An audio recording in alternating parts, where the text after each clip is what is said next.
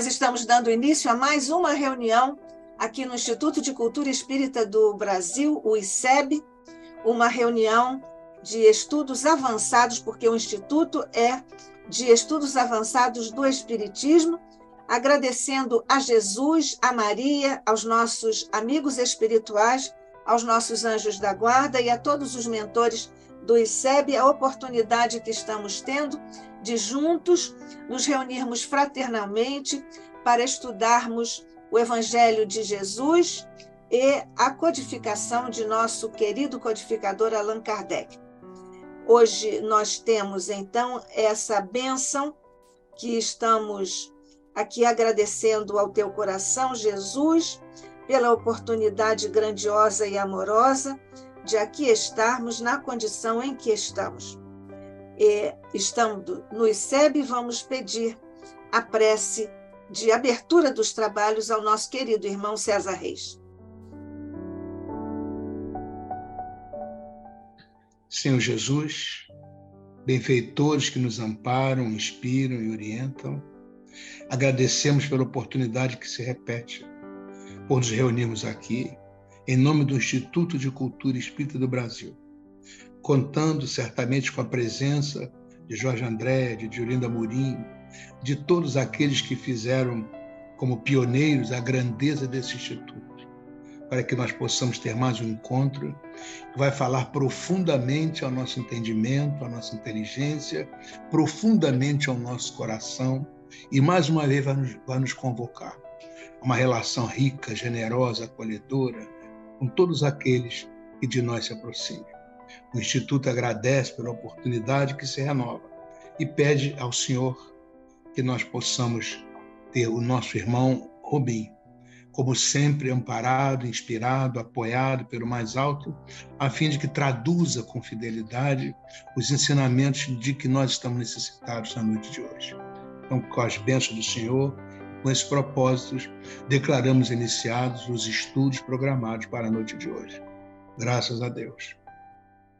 Obrigada, César, por mais esta prece, mais uma de suas preces tão delicadas e profundas. Nosso agradecimento a você, uma figura que está tão profundamente ligada à história do ICEB, foi presidente do ICEB tantos anos. Nós, então, dando continuidade à nossa reunião, nós recebemos hoje o nosso querido irmão, companheiro, expositor de longuíssima data aqui no Instituto de Cultura Espírita do Brasil, o ICEB, José Henrique Rubim de Carvalho, que é médico do trabalho, terapeuta de vida passada, terapeuta floral de Bach, presidente da Associação Médico Espírita de Nova Friburgo, AME Friburgo, membro da Associação Médico Espírita Carioca, AME Carioca, núcleo Nova Friburgo da AME Carioca. É expositor espírita também aqui no ICEB, no Brasil e no exterior. José Henrique Rubim de Carvalho, somos todos ouvidos. Boa noite a todos companheiros do querido Instituto de Cultura Espírita do Brasil, meus amigos. É sempre uma alegria incomparável, imensurável, estarmos aqui dividindo esse trabalho, difundindo a nossa doutrina espírita em seus múltiplos aspectos, científico, moral e filosófico. E este tema é instigante quando abrimos o campo perceptivo para o entendimento dessa fecundação, que não é simplesmente uma fecundação orgânica, mas é algo mais. Então, diante disso, vamos aqui passar a tela, vamos compartilhar, pronto, e já estamos mostrando aqui uma imagem encantadora, onde esse feto semi-adormecido encontra-se dentro deste ambiente cálido, aconchegante, dentro do útero materno. E aqui, então, agora entramos no título. Fecundação, um encontro mediúnico e um sentido para a vida. Esta relação, primordialmente, mãe e filho, é um encontro mediúnico, onde os moldes mentais maternos chegam a esse espírito já encarnado, que, por sua vez, mesmo num estado de perturbação consciente, como é peculiar no processo encarnatório, não deixa de passar seus valores, esta inter-relação que existe entre mãe e encarnante, já encarnado. E eu fiz questão de colocar esta palavra que está muito acima da questão puramente orgânica, o que significa fecundação, num sentido mais amplo, num sentido mais dilatável. Mas, primeiro, esta foto, respeitemos a vida, aborto não. Não é o tema de hoje, mas precisamos reforçar a valorização da vida, esse bem de inestimável valor para o processo evolutivo da alma, que ora está encarnada e, consequentemente, a evolução que lhe será peculiar. Então, vamos sempre reforçar a ideia da vida, na verdade, da existência, porque vida só temos uma.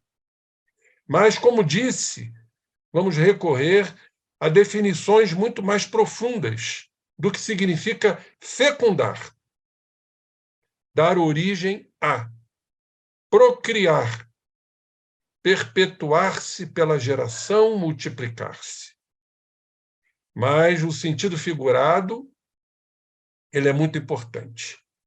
Tornar-se fértil, capaz de conceber, gerar, produzir. Fazer ficar criativo. Então, a fecundação nesse sentido de criar, de criatividade. Das energias criativas da alma. Inventivo, estimular. E o número 4, fecundação no sentido de proporcionar desenvolvimento a fomentar. Então, entendo claramente que a fecundação ela não é puramente orgânica, mas sim no sentido de trocas, de desenvolvimento, de criatividade, as forças criativas da alma. Tudo inicia-se, e aí é uma terminologia que eu criei, da fecundação pré-fecundante. O que significa isto? A fecundação nesse sentido orgânico, mas por que pré-fecundante? É quando tudo se inicia num relacionamento. No namoro, seja no noivado, seja no casamento. Então, é a troca entre seres, a troca magnética, o carinho, o afeto, a dedicação, a participação, o companheirismo que deve existir. Enfim, portanto, seria uma fecundação pré-fecundante, ou seja, ainda não houve o relacionamento sexual, apenas a troca de afabilidades, de doçuras, de compromissos. Por isso, denominei uma fecundação antes da fecundação orgânica propriamente dita. Fecundação no sentido de desenvolvimento, no sentido de estímulo, no sentido de criatividade entre as criaturas.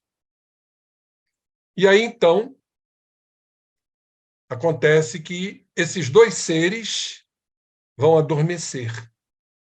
E aí está a emancipação da alma, do sexo feminino como do sexo masculino, onde vão se encontrar no mundo espiritual. E aí poderemos entender que a fecundação inicia-se lá no mundo espiritual. Nós estamos vendo uma foto que se relaciona à reencarnação do Segismundo, do livro, fantástico livro, Missionários da Luz, pelo Espírito André Luiz, psicografia do nosso querido e amado Chico Xavier. Então, inicia-se ali a fecundação espiritual, que, em verdade, é pré-encarnatória no sentido orgânico de ser. Então, vocês estão vendo pela foto Raquel, emancipada do corpo, que está o fio que a liga ao corpo físico. E Adelino, também emancipado do corpo. E ali há um compromisso, há um acordo. Por isso, nós espíritas sempre dizemos, com muita propriedade, que não existe gravidez indesejável. Pode haver um recuo, mas houve um acordo, houve um processo de fecundação espiritual, de compromisso. Se não houver isto, pela lei de atração, não haverá a concepção. A concepção acontece mediante esse acordo dos futuros pais fora do corpo físico, no mundo espiritual, para que o encarnante possa se fixar nas camadas profundas da mãe, no útero materno. Então, acho isso muito lindo, quando entendemos que todo o processo encarnatório ele cursa desta forma, abrindo campos até para outros entendimentos, que eu não vou aqui entrar no mérito da questão, dos estupros. Ninguém encarna para ser estuprado ou estuprada, né? Mas há uma aceitação, caso aconteça, em virtude de débitos, em virtude de resgates. Portanto, tem que haver essa fecundação espiritual, no sentido de fomentar, no sentido de desenvolver. Muito bem, diante disso, chamamos de fecundação espiritual pré-encarnatória. E vamos, então, recorrer ao livro Missionários da Luz, no capítulo 13, que nos fala da reencarnação do Segismundo. Algo muito bonito, algo que nos toca, nesse momento mágico, porque é um momento mágico, feérico, poderemos assim dizer. Diz assim André Luiz: foi então, ó divino mistério da criação infinita de Deus, que a vi, a mãe, apertar a forma infantil de Segismundo, já num processo de miniaturização perispirítica.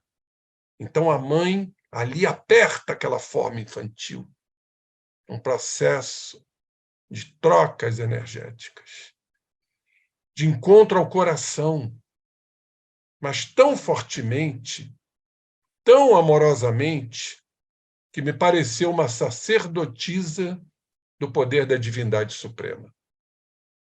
Então, olha a visão de André Luiz, nesse momento mágico, nesse momento de concórdia, nesse momento de amor, quando a futura mãe aperta aquela forma infantil já em processo de miniaturização ou de restringimento, a forma infantil do Segismundo.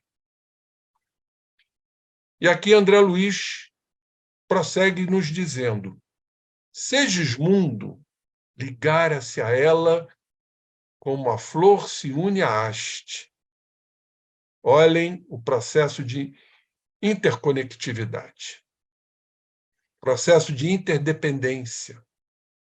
Porque quando André Luiz nos fala que Segismundo ligara-se à mãe como a flor se une à haste, temos que entender que a flor não deixa de ser flor e a haste não deixa de ser haste. é uma apenas interdependência. Cada um com a sua identidade, cada um com a sua característica. Então, nos fala André Luiz, compreendi que desde aquele momento era a alma de sua alma, tal grau de aprofundamento, tal grau de interdependência, aquele que seria a carne de sua carne. Diante disso, recorri a esse livro muito interessante, que nos explica melhor, um livro recente de Jean-Yves Leloup, que eu gosto muito. Jean-Yves Leloup é, em verdade, um PhD em psicologia, mais até do que doutor, filósofo, doutor em filosofia, teólogo, doutor honoris causa pela Universidade de Colombo, lá no Sri Lanka. Ele tem um livro recente chamado de Metanoia, e sabemos que é conversão, segundo os gregos. E no segundo capítulo, ele nos dá informação muito precisas para entendermos esse processo de interdependência que acabamos de ver com André Luiz. O segundo capítulo fala da ultreia ou a metanoia evangélica. Vamos entender que eu achei isso muito interessante. Quando dizemos que tudo é um, vamos prestar atenção porque isso é importante. Isso não quer dizer, diz Jean-Yves, que tudo está misturado, que nós somos uma massa indistinta com o todo, uma ideia, inclusive, panteísta, como muitos creem. Pois a unidade como a união, como acabamos de ver, entre Raquel e Segismundo, é a relação. Relação que não é nem fusão, não há uma fusão, há uma interdependência, e muito menos separação. Nem mistura, não há uma mistura, nem vai haver uma oposição. Além da redução ao mesmo, ou seja, não há uma redução ao mesmo, e da incomunicabilidade com o outro. Pelo contrário, é uma comunicabilidade. E ele aqui acrescenta dizendo: é preciso descobrir a interdependência, que não é apenas interdependência. Essa esquece a verdadeira interdependência, ela esquece o espaço entre as diferenças. Ela é, no fundo, uma dependência, mas sem essa vacuidade que acolhe e respeita as diferenças.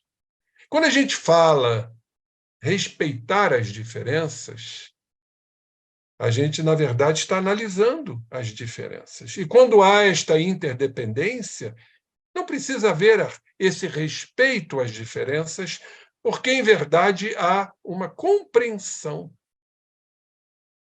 Esse, inclusive, é o caminho que temos que buscar. Se eu compreendo o outro, eu não preciso nem respeitar o outro, porque eu já o compreendo. Isso é uma interdependência.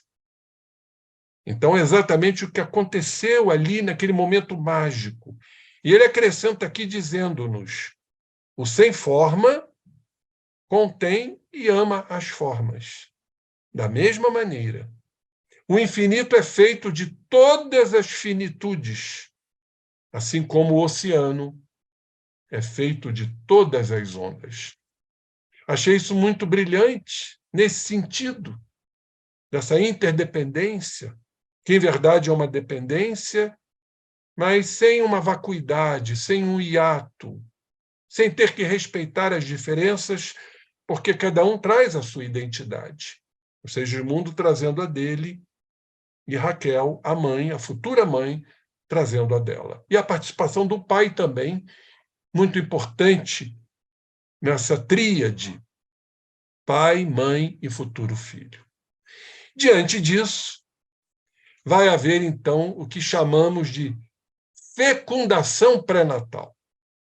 Ou seja, a fecundação no sentido de desenvolvimento, de troca, de interdependência, como aqui firmamos, esse conceito pré-natal, porque é antes do nascimento. Então, vocês estão vendo no slide acima Alexandre André Luiz e a mãe após o ato sexual no seu adormecer clássico. A segunda foto, quando o espermatozoide, o chamado escolhido, isso me lembra o nosso querido Jorge Andréa, quando ele nos dizia que era o Romeu indo ao encontro da sua Julieta. Sabemos que no processo de ejaculação estão ali de 80 a 300 bilhões de espermatozoides. Um só, trazendo os cromossomos, os 23, oriundos do papai, e o óvulo da mamãe, trazendo os 23 cromossomos, para compor o zigoto, o ovo, digamos, a célula inicial, que vai gerar o futuro ser. Então, esse espermatozoide, ele sofre a ação magnética do mentor Alexandre, para que ele acelere a sua corrida e chegue na cutícula do ovário para haver a ruptura e a sua penetração. E aqui já a gravidez instalada. Então, chamamos isto de fecundação, no sentido de desenvolvimento que antecede o nascimento da criança. Então, já ocorrendo o processo da concepção, no início da vida, Raquel tem uma intuição. Seria mãe pela segunda vez, já que ela tinha sido mãe? Ela pensava contente. Então, essa ideia que ele não despontava no cérebro por acaso, balsamizava-lhe a alma com deliciosa alegria. Estava pronta para o serviço divino da maternidade. Confiaria no Senhor como escrava de sua bondade infinita. Vejam que coisa realmente maravilhosa. A mãe já sentindo que estava pronta para o serviço divino da maternidade, confiando no Senhor como escrava de sua bondade infinita. Observando que a forma de Segismundo se ligar a ela, por divino processo de uma união magnética, eu recebi a determinação do meu orientador, Alexandre, para seguir-lhe de perto esse trabalho de auxílio na ligação definitiva de Segismundo à matéria. Processo encarnatório propriamente dito. A concepção. Então, auxiliado pelo concurso magnético do mentor querençoso, ou seja, amigo, amoroso, André Luiz diz que passou a observar as minúcias do fenômeno da fecundação orgânica propriamente dita. Através dos condutos naturais, corriam os elementos sexuais masculinos, os espermatozoides, em busca do óvulo, como se estivessem preparados de antemão para uma prova eliminatória em corrida de 3 milímetros, aproximadamente por minuto. Então, por minuto, 3 milímetros sendo vencidos. Surpreendido, reconheci que o número deles se contava por milhões, como acabei de afirmar, podendo chegar a 300 milhões de espermatozoides, e que seguiam em massa para frente num impulso instintivo, um automatismo, na sagrada competição. Então, há uma competição, em verdade, entre eles para que um espermatozoide seja o eleito. Aqui está essa corrida, e lá o que está à frente, já encabeçando a corrida, como vencedor. E aí, então, no silêncio sublime daqueles minutos tão preciosos, compreendi que Alexandre, em vista de ser o missionário mais elevado do grupo, em operação de auxílio, dirigia os serviços graves da ligação primordial. Segundo depreendi, nos fala André Luiz, ele podia ver as disposições cromossômicas, porque tudo estará de acordo, ou estaria de acordo, com o que foi programado. O que esses cromossomas trazem como predisposições, como tendências, como personalidade futura deste ser reencarnante. Então, Alexandre, esse espírito mais evoluído, ele podia ver as disposições cromossômicas de todos os princípios masculinos em movimento dos espermatozoides. Depois de haver observado atentamente o futuro óvulo materno, que também trazia 23 cromossomos, para compor os 46, presidindo ao trabalho prévio de determinação do sexo, perfeito? O cromossomo sexual, para definir o sexo, que seria masculino, Segismundo, do corpo a organizar-se. Após acompanhar profundamente, absorto no serviço, a marcha desses minúsculos competidores, constituíam a substância fecundante. Identificou em Alexandre, então, o mais apto, aquele que seria, como dizia Jorge Andréa, o Romeu, ao encontro da sua Julieta, fixando nele o seu potencial magnético, para se cumprir a lei, para se cumprir o que foi determinado, para se cumprir as escolhas feitas pelo espírito reencarnante, dando-me a ideia de que o ajudava a desembaraçar-se dos outros, dos companheiros, para que fosse o primeiro a penetrar a pequenina bolsa maternal. O elemento focalizado por ele, então, ganhou nova energia. Tudo se cumprindo dentro da lei de causa e efeito, dentro das programações. Nada é feito à matroca, nada é feito, né, ao acaso. Então, ele ganhou nova energia sobre os demais, que também vão cumprir um papel muito importante, formando uma coroa protetora para que o óvulo fique completamente isolado, protegido dos outros bilhões e milhões de espermatozoides, cumprindo-se realmente uma meta, um objetivo. Então, este escolhido ganhou nova energia e avançou rapidamente na direção do alvo. A célula feminina, o óvulo, que em face do microscópico projétil espermático, igual um projétil mesmo, que vai atingir a periferia do óvulo para romper uma cutícula ovariana do óvulo e penetrar, então, para atingir seus objetivos. É um projétil. Se assemelhava a um pequeno mundo arredondado de açúcar, amido e proteínas, aguardando o raio vitalizante. Sofreu, então, dilaceração da cutícula. Ela se dilacera. A maneira de pequenina embarcação torpedeada.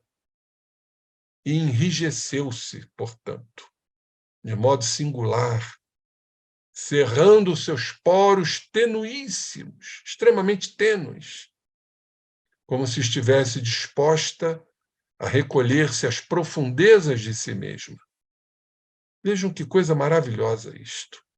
A fim de receber face a face o esperado visitante, e impedindo a intromissão de qualquer outro dos competidores, com as suas cargas cromossomiais, que haviam perdido a primeira posição na grande prova. E aí está, então, o eleito, rompendo esta cutícula do óvulo, rompendo a cutícula, aonde, então, ele vai penetrar para cumprir o seu objetivo. Aí está mais uma foto muito bonita da ruptura da cutícula. E sempre sob o influxo luminoso magnético do mentor Alexandre, o elemento vitorioso prosseguiu a marcha. Depois de atravessar a periferia do óvulo, gastando pouco mais de 4 minutos para alcançar o seu núcleo.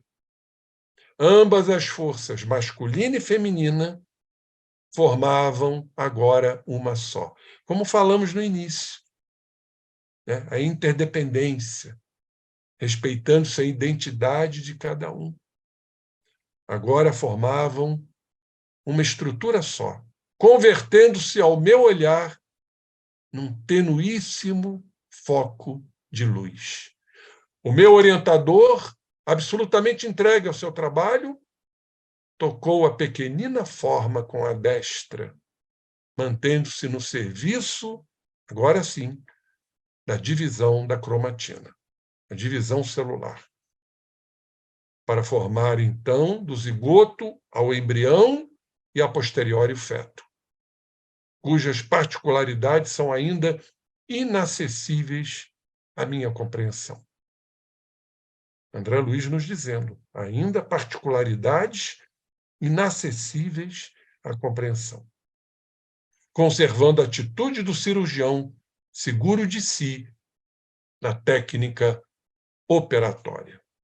Em seguida, então, Alexandre ajustou a forma reduzida, já miniaturizada, a miniaturização perispirítica, para o encaixe de Segismundo, que se interpenetrava com o organismo perispirítico de Raquel, como falamos no início.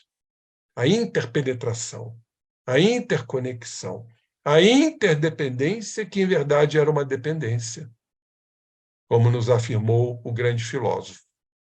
Sobre aquele microscópico globo de luz, impregnado de vida, e observei que essa vida latente começou a movimentar-se. Havia decorrido precisamente 1/4 de hora, 15 minutos, a contar do instante em que o elemento ativo ganhara o núcleo daquele óvulo passivo. E aí temos todo o processo de divisão celular.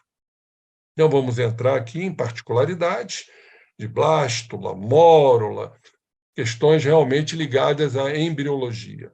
Mas vocês estão vendo aí a divisão celular, que vai se multiplicando. Diante disso, vamos a algumas informações muito importantes. Estamos recorrendo a esse livro, chamado A Vida Secreta da Criança Antes de Nascer.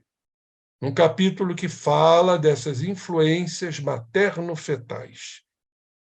Esse livro foi escrito por Thomas Verne, um psiquiatra canadense, fundador da Associação de Psicologia Pré- e Perinatal. E neste livro, Thomas Verne diz o seguinte: o perigo existe quando ele, o feto, se sente rejeitado pela mãe. Então, nós já estamos entendendo que, mesmo diante de um acordo, daquela fecundação pré-encarnatória, daquela fecundação no sentido de desenvolvimento, de interconectividade, de aceitação, pode acontecer a posteriori, respeitando o livre-arbítrio, uma rejeição. E é o que Thomas Verne nos diz aqui. O perigo existe quando ele, o feto, se sente rejeitado pela mãe, ou quando suas necessidades físicas ou psicológicas são sistematicamente ignoradas. Então, isso pode acontecer num período, né, gestacional, intraútero. Quando a mãe, por algum motivo seu, particular, não aceita aquele processo gestacional, embora tenha aceitado no mundo espiritual para que tenha ocorrido a concepção. A concepção ela só ocorre mediante a aceitabilidade dos pais no mundo espiritual antes do processo encarnatório, Por isso eu denominei de fecundação pré-encarnatória. Mas, a posteriori, pode acontecer, como Thomas Verne nos diz nesse livro A Vida Secreta da Criança Antes de Nascer. E doutora Marlene Nobre, a nossa querida Marlene, presidente da AME Brasil, da AME Internacional, ela tem um livro sensacional, chama-se O Clamor da Vida. E ela nos faz esta citação do livro A Vida Secreta da Criança Antes de Nascer. Então diz ela o seguinte: conta Thomas Verne o caso do bebê Cristina, que lhe foi relatado pelo Dr. Peter Fedor Freiberg, professor de obstetrícia e ginecologia da Universidade de Uppsala, na Suécia. Cristina era um bebê robusto, comportado, mas que revelou um estranho comportamento. Recusava-se a mamar no seio da mãe. Aceitava a mamadeira ou o seio de outras mães, mas não queria nada com alimento materno. Então, isso tudo foi um trabalho de investigação, de anamnese, e o que descobriram, após inúmeros diálogos com a mãe, que esta mãe, num determinado período gestacional, ela rejeitou essa criança. E a criança captou tudo. Dentro do útero, ela captou esta informação, essa rejeição feita pela mãe. Por isso, passamos a entender, né, essa recusa de mamar no seio da mãe. Mas depois foi feito todo um trabalho, a mãe, então, acabou se arrependendo daquele instante contrário de recusa, de não aceitar a gestação, e essa criança passou, então, a aceitar a mama da mãe. Esse livro, muito interessante, chama-se O que é Psicologia Pré-Natal. É de Joana Wilhelm. Joana Wilhelm é uma psicanalista em São Paulo. E ela nos fala, no livro O que é Psicologia Pré-Natal, do psiquismo fetal. Vamos avaliar isso, que é muito importante. A Joana Wilhelm nos diz o seguinte: ela é presidente da Associação Brasileira para o Estudo do Psiquismo Pré- e Perinatal, a chamada ABREP. E ela nos diz o seguinte: se conceituarmos inteligência como a capacidade para autogerir-se, nós estamos ouvindo isso de uma cientista, presidente da ABREP, se conceituarmos inteligência como capacidade para autogerir-se mentalmente, adaptar-se e adequar-se a situações novas, selecionar condições e aproveitar experiências, o que implica aprendizado e memória, podemos concluir que, de fato, elas estão presentes no feto desde o período inicial da gestação, desde a concepção. Então, estamos ouvindo um depoimento de uma cientista a nos mostrar que todo esse processo de inteligência já existe desde o período inicial da gestação, o que reforça cada vez mais a valorização da vida, que ali tem uma inteligência, selecionando condições, aproveitando experiências, se adequando. Enfim, daí chegarmos à conclusão da importância de valorizarmos esse momento tão nobre que é o processo gestacional. Doutora Marlene nos diz que, de fato, as pesquisas estão demonstrando que Freud tinha razão quando declarou em 1926, isso está no livro O Clamor da Vida, há muito mais continuidade entre a vida intrauterina e a primeira infância, do que a impressionante caesura, cesárea, né? Caesura, em latim, quer dizer cortar. Do ato do nascimento nos permite saber. Então, o próprio Freud nos fala da continuidade entre a vida uterina e a primeira infância.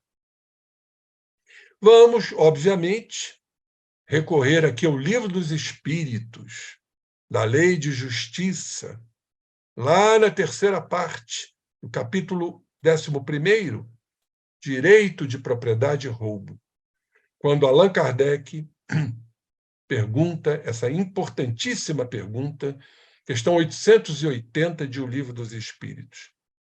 Qual o primeiro de todos os direitos naturais do homem? E a espiritualidade respondeu: o de viver. Então não temos o direito de violentar esse direito que pertence a cada um, o de viver. Por isso é que ninguém tem o de atentar contra a vida de seu semelhante, nem de fazer o que quer que possa comprometer-lhe a existência corporal. Não está aí o grande direito do ser, que é de viver.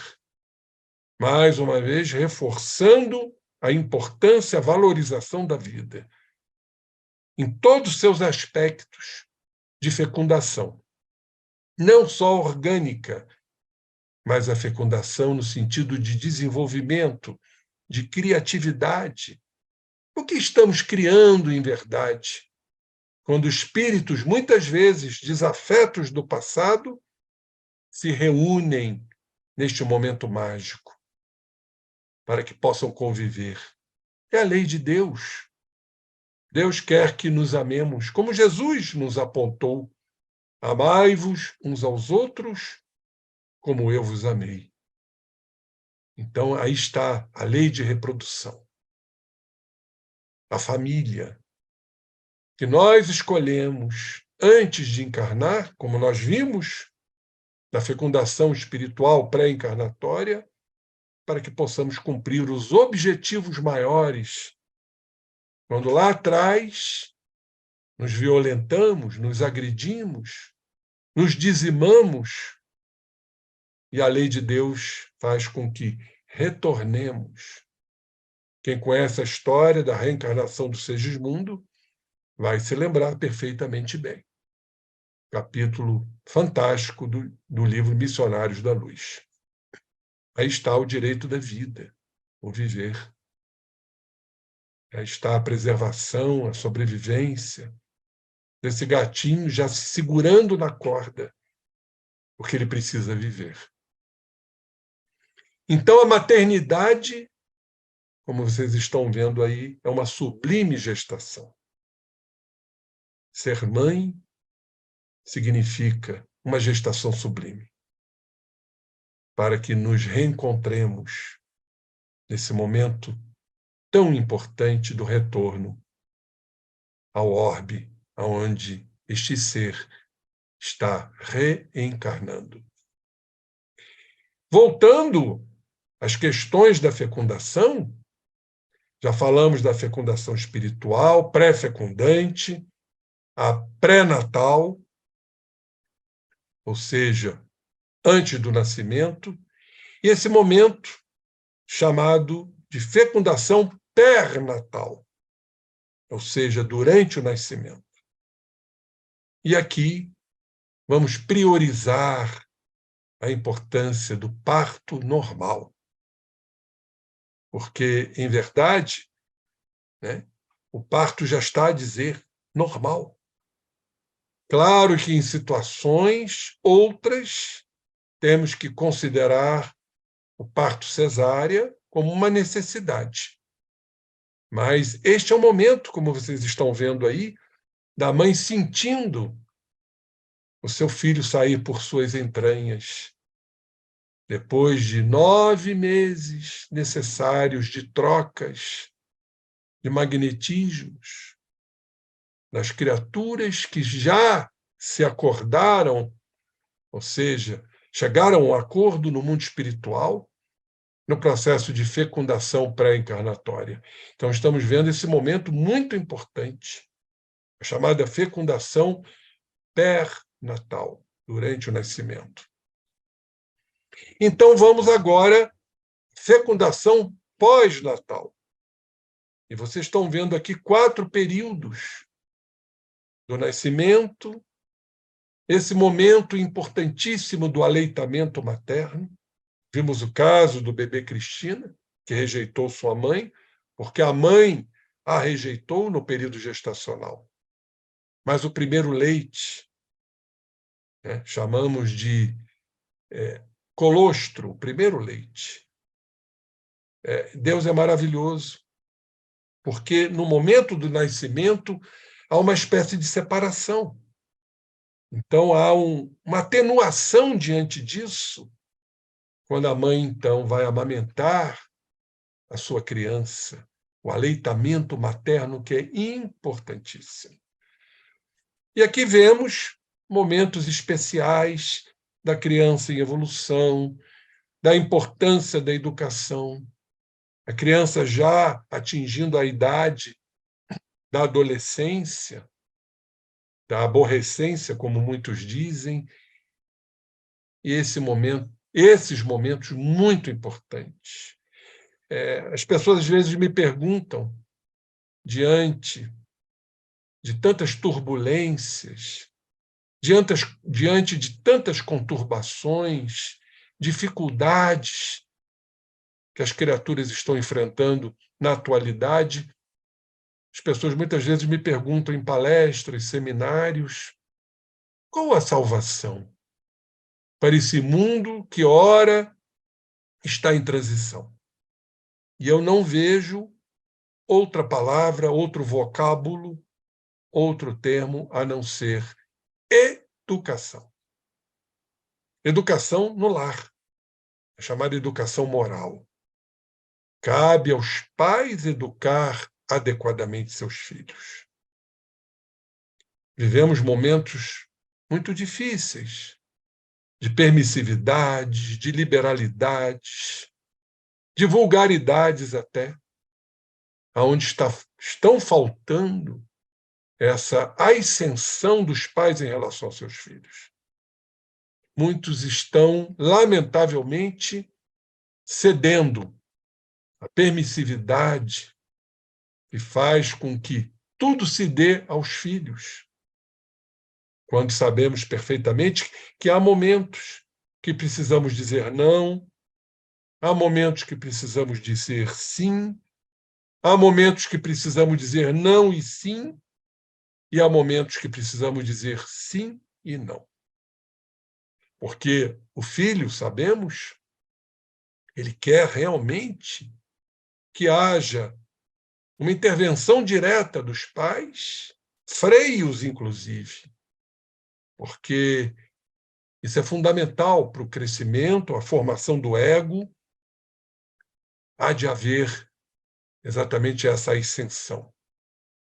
Não vamos confundir, sempre digo isso, austeridade com autoritarismo. Uma coisa é ser autoritário, outra coisa é ser austero. Jesus foi o grande exemplo de austeridade, de autoridade, não de autoritarismo. Quando ele sabia perfeitamente bem utilizar suas orientações, o encaminhamento do ser, como ele fez com os apóstolos, sempre com firmeza moral, com austeridade. E é assim que os pais devam proceder em relação aos filhos, para que a educação verdadeira se processe. Formarmos homens de bem, como nos recomenda o Evangelho. Então, aí está a fecundação no sentido de desenvolvimento, a fecundação pós-natal. E, por fim, a fecundação pós-encarnatória, como acontece muitas vezes, aí está uma mãe para receber o seu filho num processo de desencarnação. Poderemos dizer, então, que está havendo uma fecundação no sentido de aproximação, no sentido de desenvolvimento, atrelando cada vez mais os sentimentos de mãe em relação ao seu filho. É a fecundação pós-encarnatória, quando muitas vezes a mãe vem receber seus filhos nos portais do além-túmulo. E para terminarmos nossa apresentação, eu não poderia deixar de trazer esse fantástico livro que nos emociona muito, Mãe, Antologia Mediúnica, pelo espírito Delfine Benigna da Cunha, pelas mãos do nosso querido Chico Xavier. Eu trouxe apenas algumas estrofes aqui, para finalizarmos a nossa apresentação, que eu achei, assim, as estrofes mais lindas desta poesia, do livro Mãe, Antologia Mediúnica. Trovas de mãe. O nosso berço no mundo, sem que ninguém o defina, é um segredo entre a mulher e a providência divina. Mulher, quando se faz mãe, seja ela de onde for, por fora é sempre mulher, por dentro um anjo de amor.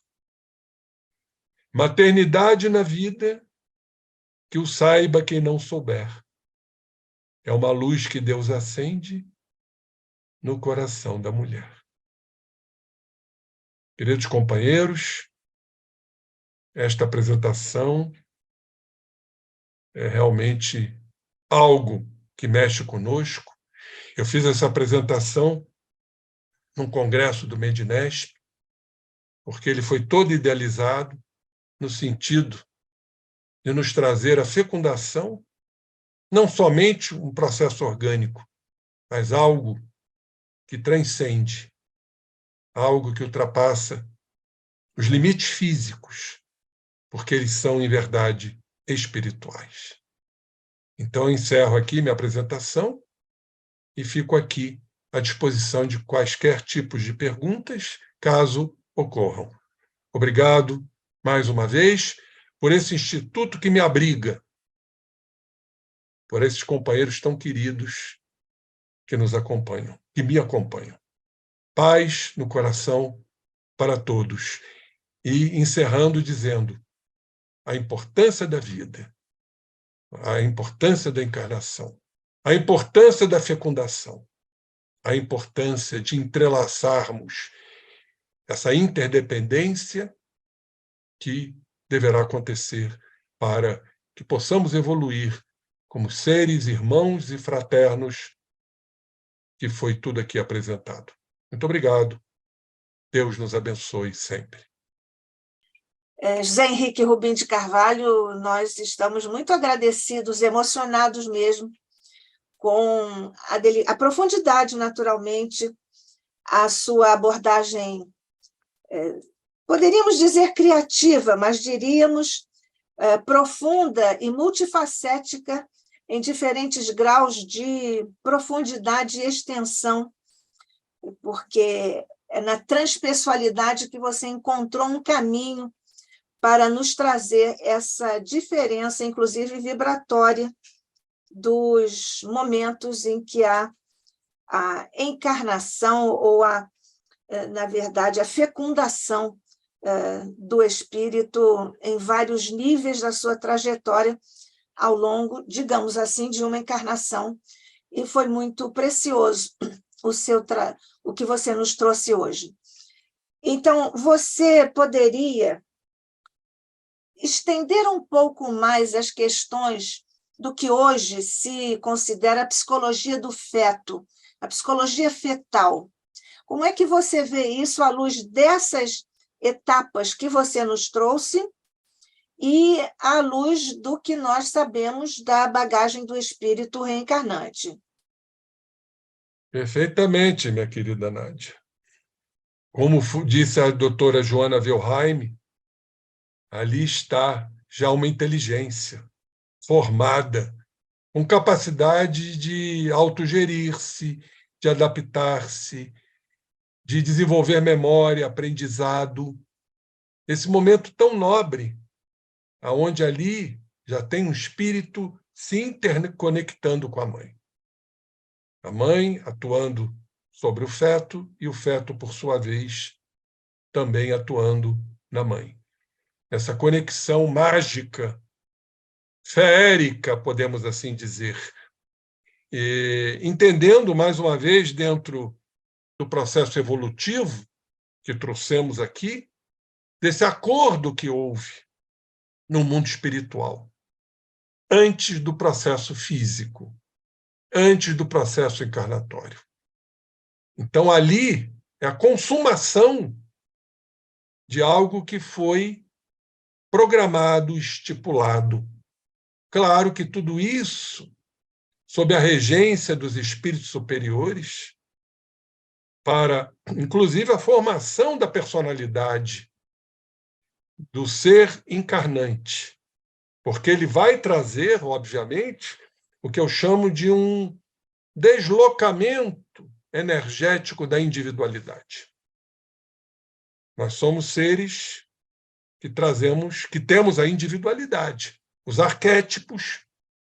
Aliás, vamos falar muito sobre isso dentro daquela proposta do inconsciente coletivo, dos arquétipos, quando mais à frente vamos abordar os arquétipos do inconsciente coletivo, do Jung, e a relação com a mediunidade. Mas todos trazemos esses arquétipos, esses modelos já experienciados, de encarnações pretéritas, e que, no processo encarnatório, há a formação, né, de uma personalidade a ser trabalhada. Personalidade da individualidade. Então, ali, naquele momento, isso cada vez mais reforçando a valorização da vida. Ali não há um ser amorfo, é um ser que já tem uma inteligência com capacidade de se adaptar àquele momento, de se autogerir, de ter sua memória, o seu aprendizado, nesse instante magnífico. Então, a psicologia fetal, e a nossa querida Joana Wilhelm nos fala muito bem, nesse livro da psicologia, já nos abre a esse entendimento. E cada vez mais como espíritas, defendendo a vida, sobretudo. No combate ao aborto, um aborto criminoso, claro, nefando, que ainda está a predominar no nosso orbe, infelizmente. Mas eu creio que a doutrina espírita, a evolução, vai nos trazer novas ideias, novos conceitos, com o aval da ciência, mostrando ali que tem um ser, com a sua identidade, com a sua individualidade. É assim que a psicologia fetal vem nos trazendo, através de seus modelos, dos seus estudos e de suas pesquisas, que há um ser vivo ali, um ser que pensa, um ser que sente, para o processo de progressão. É dessa forma que entendemos dentro dos estudos modernos. Esses estudos modernos contemplam, gostaria que você fizesse um comentário sobre a postura da medicina, agora aqui tradicional, e a medicina do ponto de vista do espírito, Sim. considerando-se a psicologia fetal. Como é que você vê essa diferença no tratamento, na abordagem, na concepção e na conclusão da medicina dita oficial perante essas questões? Pois é, a medicina ainda, é lamentável ainda que algumas cabeças pensem, a medicina materialista, de que ali não há uma vida. quando o próprio embriologista Kate Murray, muito famoso, muito conhecido, Kate Murray diz que já há vida, embriologicamente falando, desde o momento da concepção. Então, é a ruptura de paradigmas. Os paradigmas materialistas, que ainda defendem, lamentavelmente, o aborto nefando e vamos dizer assim, seus adeptos dentro de conceitos deformados, em que a mulher é dona das suas decisões. A gente costuma dizer que a vida não é disponível. A vida não é disponível. A vida tem que ser respeitada. O ser que está ali, ele é indisponível. Nada pode e nem deve afetar a existência. Então, eu vejo essa mudança de paradigma, a medicina espiritual, a medicina pautada em verdadeiros conceitos que a própria ciência já está considerando, a embriologia, a psicologia fetal, em defesa da vida. Eu acho que estamos caminhando para essa mudança paradigmática, aonde os conceitos materialistas, por falta de matéria, como diz André Luiz, vão sucumbir.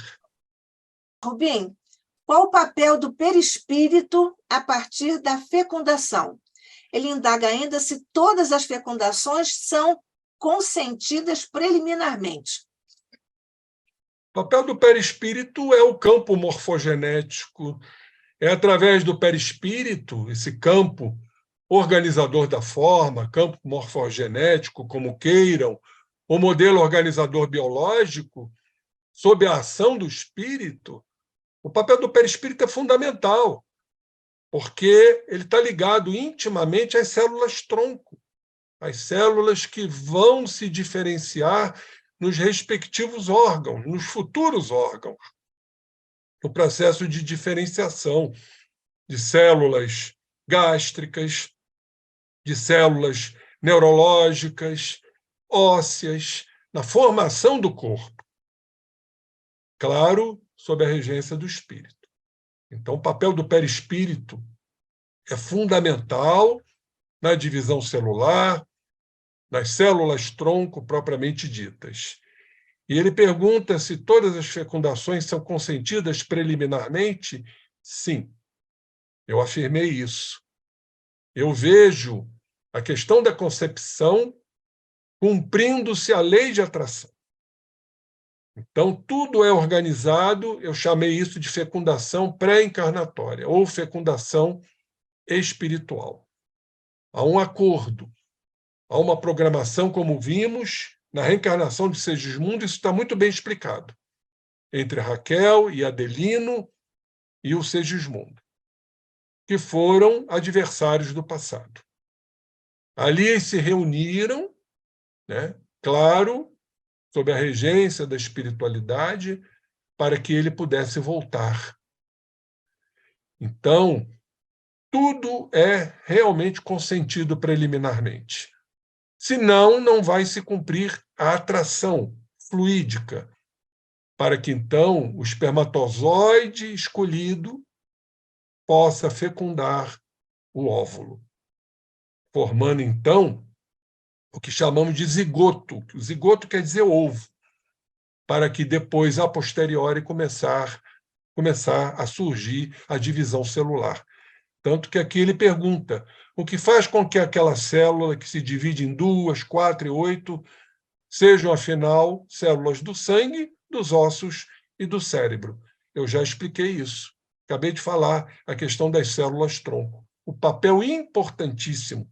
Eu vejo essa íntima relação das células-tronco com o perispírito, quase que intimamente ligados nessa formação dos órgãos. É o perispírito, por isso, considerado como campo morfogenético, ou modelo organizador biológico, como nos fala o querido Hernani Guimarães Andrade. Bob, né?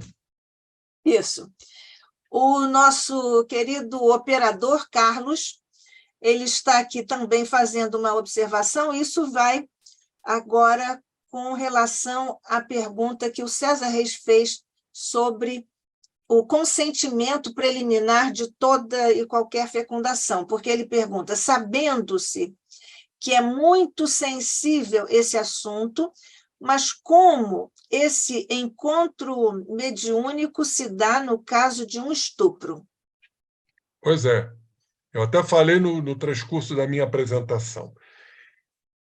Ninguém reencarna para que o estupro se realize. Mas isso tudo, em verdade, é permitido. Caso aconteça por débitos, por resgates, a mãe, muitas vezes, ela vai aceitar, vamos dizer assim, esse futuro filho, porque senão não haverá concepção, mais uma vez, respondendo à questão do consentimento preliminar. Mas o espírito está preparado, caso ocorra um processo de estupro, para que esse espírito possa encarnar. Então, há, sim, um consentimento, porque senão se iria ferir o livre-arbítrio. Então, eu volto a repetir, na questão do estupro, tudo está relacionado a débitos anteriores, a resgates da mãe. Então, caso ocorra por invigilância, que pode ocorrer também no transcurso da existência da mãe, então o estupro se aconteceria, vamos dizer assim. E aí cabe à mãe aceitar esta criança, exatamente porque tudo isso foi acordado antes do processo encarnatório. Então, acho que cumpre-se mais uma vez o que eu disse lá no início. Há um acordo, porque senão não houver esse acordo, não vai haver a concepção, mesmo sob a forma de um estupro violento. Mas ninguém vai encarnar para que isso aconteça. Mas a invigilância, a vida, né, as escolhas feitas no processo encarnatório vão abrir campo para que isso ocorra, e, obviamente, isso traz toda uma ligação com o passado dessa criatura. Então, eu vejo isso não como algo pré-determinado, mas possibilidades que isso aconteça mediante o livre-arbítrio, que a gente tem que respeitar.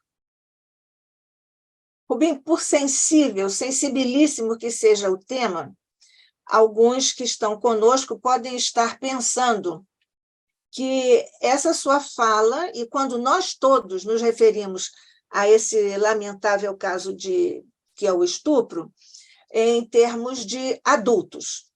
Mas nós temos, inclusive, a imprensa tem divulgado recentemente até 2 casos de meninas de 10 anos. E houve também uma polêmica sobre o aborto que é permitido juridicamente para determinada faixa etária, que é o caso desses eventos que são agora divulgados pela imprensa, ou que têm sido agora recentemente 2 casos. Como é que você diz isso, como você pensa isso, ou como a doutrina diz isso na sua leitura sobre esses casos das meninas que, aos 10 anos, 9 anos, por estupro, ficam grávidas? Qual é a visão que você nos traz a esse respeito? Pois é, um assunto muito delicado, né, Nádia? Muitíssimo. Muitíssimo delicado, porque como é que fica a permissão disso tudo? Então, se nós não compreendemos a reencarnação, a lei de causa e efeito, não vamos compreender absolutamente a justiça disso aí, a permissão de Deus, né, nesse sentido, de uma criança de 10 anos, né, embora ovule, senão não haveria absolutamente o estupro e a concepção. Concepção? Exatamente. Então, uma criança de 10 anos, a gente, mas uma criança de 10 anos. Sim, mas ela já está ovulando, já está menstruando para que haja a concepção. Então, sabemos que tudo isso está atrelado à lei de causa e efeito. Eu não vejo outra forma de entendimento a não ser a lei que todos nós estamos íncitos. São resgates, especificamente resgates de vidas anteriores, de existências anteriores, melhor dizendo, porque vida a gente só tem uma. E poderia acontecer uma escolha antes de encarnar para que isso aconteça? É possível, sim. É possível, porque senão, como é que nós poderíamos entender um espírito que não faz essa escolha desse acontecimento dramático para a criança, para a família, para a sociedade? Se não entendermos o processo evolutivo. Muitos espíritos, eu acho que aquela questão, a escolha das provas, ela é de grande importância para o nosso entendimento. Poderia um espírito fazer essa escolha? Fica essa pergunta. Por que não? Para avançar depressa, mediante seus débitos anteriores. Há uma questão muito importante do Livro dos Espíritos que fala mais ou menos isto.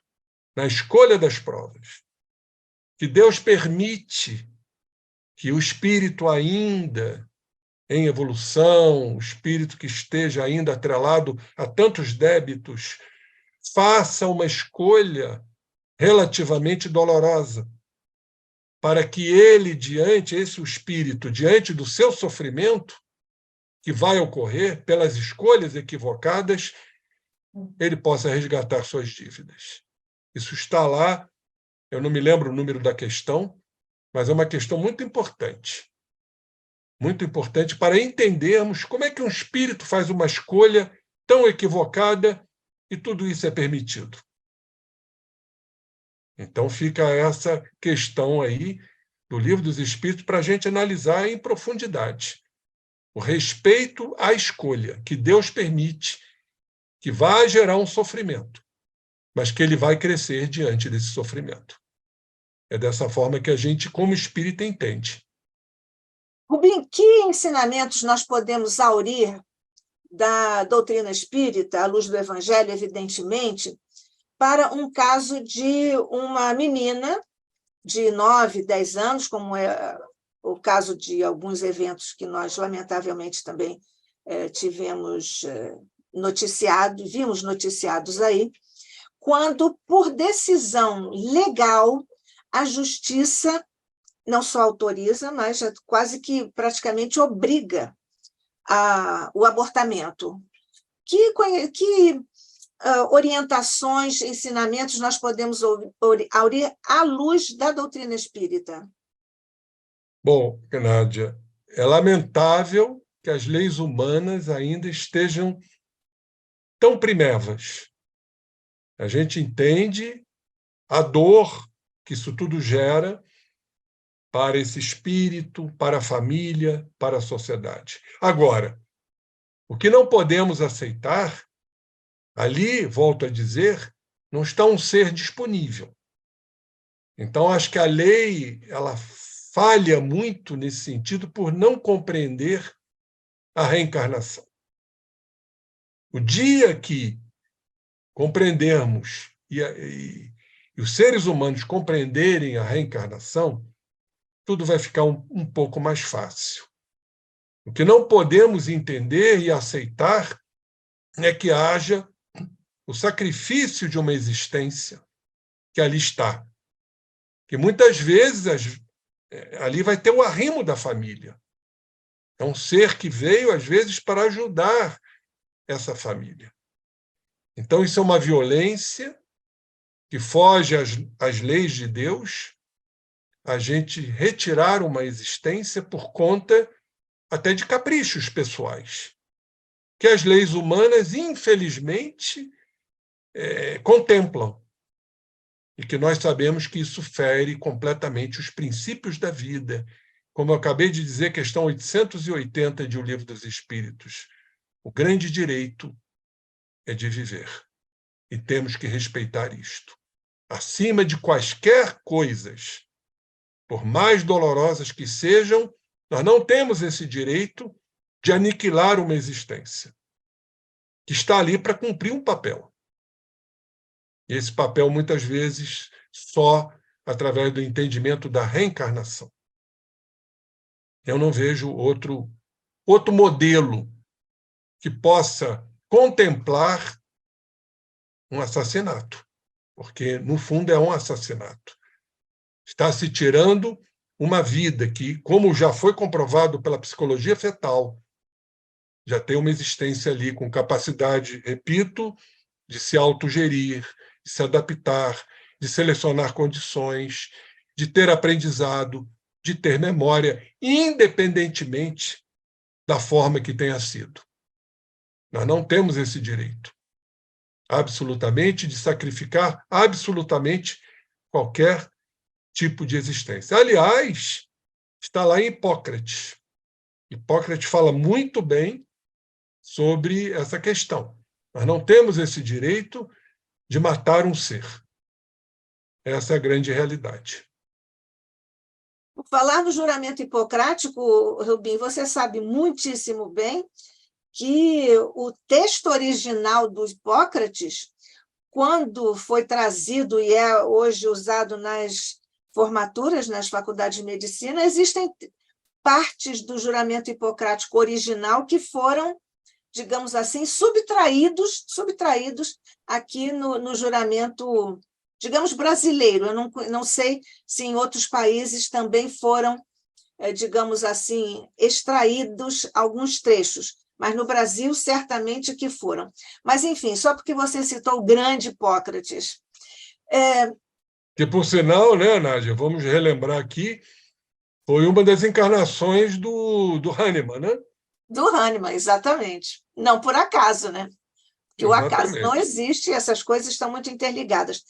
Mas são ligações interexistenciais muito específicas e muito interessantes. Agora, o Rubim, com relação ao único caso que a doutrina espírita contempla como plausível, é no caso de haver risco para a mãe. Não é isso? Perfeitamente. A imprensa divulgou muito as grandes discussões que brotaram principalmente desses dois casos que nós estamos aqui lembrando, é de que dar curso ao processo da gravidez certamente que prejudicaria, até poderia levar à desencarnação a criança, a menina de 10 anos. Como é que você vê isso à luz da doutrina? Perfeitamente. Eu acho que a medicina já evoluiu a tal ponto que fica muito difícil, é uma linha muito tênue para que a gente possa dizer, olha, vamos ter que sacrificar tal vida e priorizar outra vida. A medicina hoje nos traz técnicas, até cirurgias fetais, hoje são realizadas, diferentemente do passado. Então, essa decisão, uma decisão, para mim, muito difícil, em ter que sacrificar uma existência contemplando outra existência. Não podemos esquecer também, e eu vejo isso com uma grande importância, dos traumas psicológicos do aborto, do luto que temos que considerar. Os quadros depressivos, os quadros, às vezes, até psicóticos, por conta dos abortos provocados. Então, temos que ressaltar isto também de grande importância, a estabilidade psicológica e mental da mãe que pratica esse ato, que é um crime de lesa criação. Nós estamos lesando. Eu costumo dizer o seguinte, Jesus não nos falou que o reino de Deus está em todos? Não está aqui nem acolá? E quando cometemos algo, exatamente como o aborto, assim como também o suicídio, em verdade estamos matando Deus, porque Deus está em todos. É um raciocínio lógico. Eu chamo isso de crime de lesa criação. Isso causa uma repercussão espiritual, psicológica muito grande na mãe. Quadros depressivos, quadros psicológicos, desenvolvimento de patologias mentais, que aí tem que se pesar. O que é importante, em verdade? O que temos que priorizar nisso? Eu volto a dizer que a vida é um bem de inestimável valor. É um bem disponível, não está à nossa disposição. A vida nos foi dada por Deus. E temos que considerar isso, não importa, em verdade, né, se foi por um método violento, agressivo, porque nada se cumpre dentro da permissão de Deus. Se houve realmente um estupro, há uma razão de ser, que está ligado às existências anteriores que os materialistas desconhecem, que para nós espírita fica muito mais fácil de entender, não é? Caso ocorra, lamentavelmente, um estupro, uma violência sexual, e nós espíritas vamos sempre priorizar e valorizar a vida, sobretudo, que não nos pertence. Pertence a Deus, que é o Criador de tudo. Ô, Rubim, vamos aqui voltar, aqui, não há outras perguntas, eu gostaria de voltar um pouco para a questão da psicologia fetal. Nós sabemos dos casos de impacto vibratório no processo de encarnação ou reencarnação do Segismundo, que o André Luiz nos relata as minudências. Mas do ponto de vista de um espírito bastante agressivo, pode nem ser inimigo dos pais, mas o espírito que tem um perfil de agressividade e que, naturalmente, vai também impactar, do ponto de vista vibratório, todo o processo da gestação, imaginamos nós, não é isso? Então, como é que você poderia, à luz da psicologia espírita, da psicologia fetal, trabalhar esses conceitos, inclusive à luz da área psi, em que você tem a sua especialidade? Por exemplo, uma criança, um bebê, que é considerado agressivo quando coloca bate no rosto da mãe ou do pai ou de qualquer adulto, e aquilo é apenas um descompasso do ponto de vista psicomotor, porque ele ainda está tentando dominar o seu equipamento, né? Mas ele pode também ser, esse bebê ou outro bebê, ser efetivamente agressivo. Que comentário você faria a esse respeito? Volto a repetir, dentro da apresentação que eu fiz, daquele momento de aceitação. Eu não vejo como ocorrer uma concepção, energeticamente falando, embora possa ser um espírito agressivo, possa ser um grande desafeto do pai ou da mãe, mas energeticamente, fluidicamente, para haver a concepção, tem que haver uma aceitação. Porque se não houver uma aceitação, se este ser for completamente antagônico, não vai haver uma atração fluídica para o processo todo que conhecemos, lindíssimo, daquela preparação, da miniaturização do perispírito, né, que se restringe para que haja a conexão com o corpo físico, dentro de teorias interessantíssimas. Gosto muito da teoria do Embaçaí, do acoplamento de ondas de frequências distintas. Então, tudo isso atende à lei de atração. E a lei de atração ela é muito importante para entendermos, mesmo que sejam espíritos desafetos, porque houve, como eu mostrei aqui no início da minha apresentação, houve uma aceitação. O que eu chamo, eu que denominei assim, modéstia à parte, de uma fecundação no sentido de desenvolvimento pré-encarnatória, de espíritos, mesmo que desafetos, que possam se reunir para cumprir seus objetivos. Claro que eles vão se mostrar de personalidades distintas, às vezes até agressivas, como eu apresentei um caso aqui da bebê Cristina, que foi rejeitada pela mãe e ela, então, criou aquela repulsa no momento da amamentação. Aceitava outras mamas e nunca da mãe. E aí, então, através da investigação da anamnese, através do doutor lá da Faculdade de Obstetrícia de Uppsala, na Suécia, através da anamnese, então houve um relato da mãe de ter rejeitado esta criança, já no período gestacional. Então o feto captou tudo isto. E a forma que ela encontrou, a Cristina, foi rejeitar a mama. Mas depois, então, foi feito todo um trabalho psicoterápico no sentido de reaproximação e tudo se resolveu da melhor maneira possível.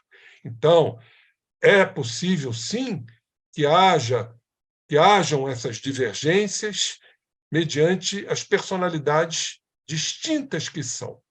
Mas, para o processo, repito, de concepção, houve, de alguma forma, um acordo, um acerto entre esses espíritos, para se cumprir a lei de atração fluídica, atração energética. Muito bem.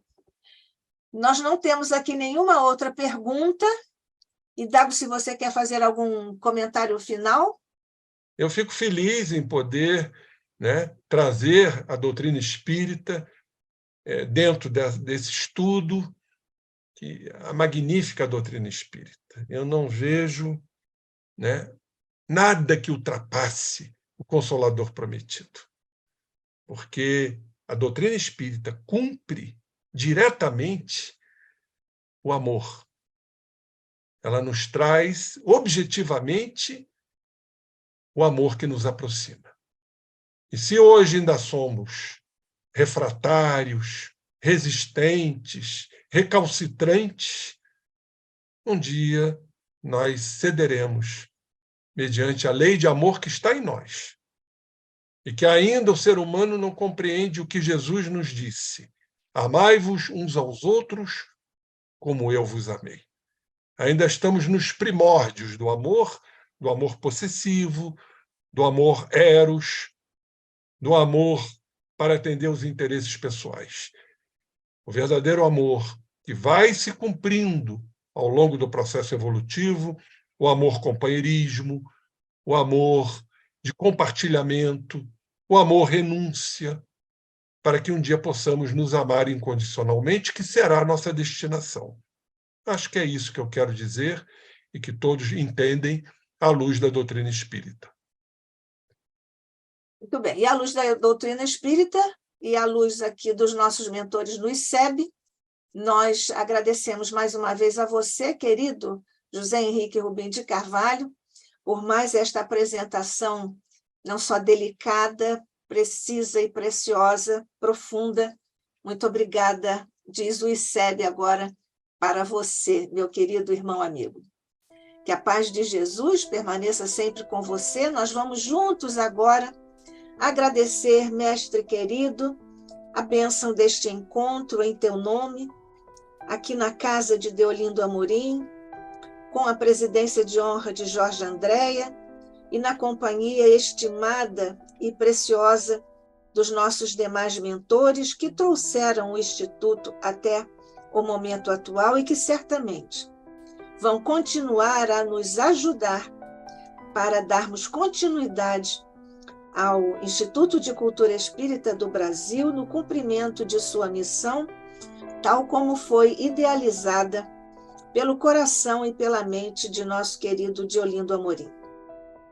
Ao te agradecermos, Mestre, pela bênção de mais este encontro, pela bênção da existência do Instituto de Cultura Espírita do Brasil, pela bênção dos expositores queridos irmãos que vêm até nós para buscarmos compreensões mais altas, mais alargadas, mais dilatadas sobre os ensinamentos de luz do teu Evangelho, Mestre amado de nossas almas.